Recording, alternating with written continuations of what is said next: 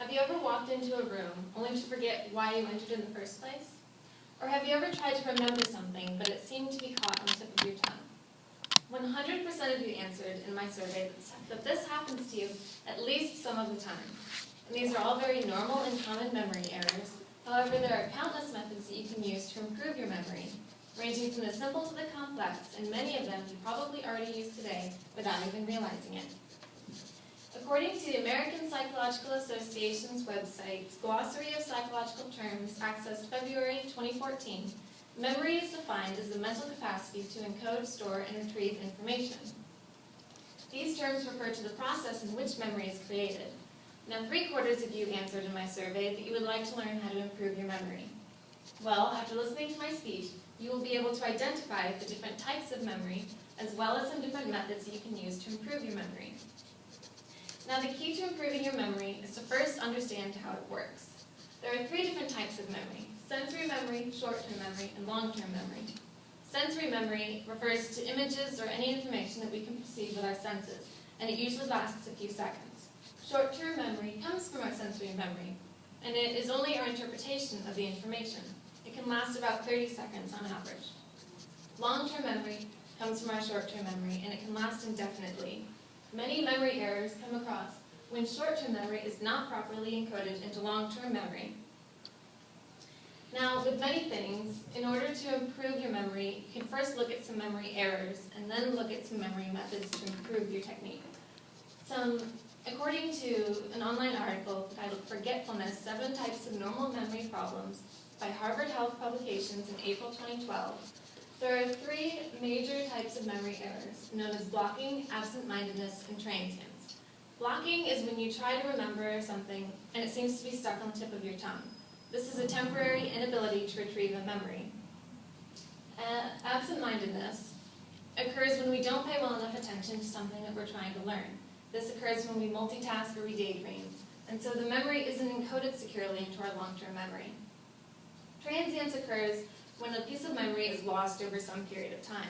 This is the use it or lose it aspect of memory. Now, there are many different methods that you can use to improve your memory, but I'm going to focus on a few tools and tricks that you can use. The largest area of memory tools is called Mnemonics. According to an online article titled "Introduction to Memory Techniques" from mindtools.com, accessed February 2014, Diana Podmoroff says that mnemonic devices are like memory tools that help you to remember difficult information in an easy-to-remember form. Now, mnemonics can be rhymes, songs, acronyms, stories, visuals, or even just simple associations, and they can help you remember anything from lists to class material to people's names. Now, our brains are made to be very good at remembering sensory information. Now, excuse me. So we're really good at remembering sensory information, but most of the information we're presented with is words on a page. So in order to be able to be better at remembering this information, we can use mnemonic devices, and it helps to make them as vivid as possible. So when creating a mnemonic device, often the weirder or more bizarre the imagery, the better that you will be able to remember it. For example, say that you want to remember your grocery list, and so you decide to use a story mnemonic. You imagine yourself walking through your house, and different items on your grocery list jump out at you. Now, the more vivid that you make this imagery with different sights and sounds, the better you'll be able to remember it at the grocery store than had you just tried to remember a simple string of words. Some different memory techniques include chunking and negative practice. Chunking is when we try to remember a long string of numbers, like a phone number or a passcode.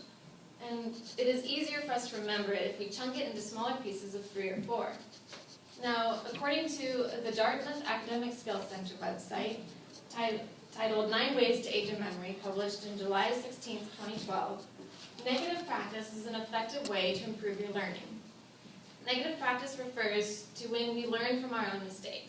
For example, if you take a practice exam, and then you study for the problems you got wrong, and you learn why, you'll be better at remembering this information come test time because it helped to reinforce the correct response. Also, when learning, it is helpful to incorporate the new information into knowledge you already have, because these associations between the new and the old will help you to remember the memory better. In conclusion, I hope you all have a better understanding of the different types of memory and know some different ways you can use to improve your memory. I talked about the different types of memory, sensory, short-term, and long-term, some memory errors, and some different tools and tricks you can use to improve your memory. Now, memory is a skill that requires practice. And with many things, the better you become, the more solid your memories will be.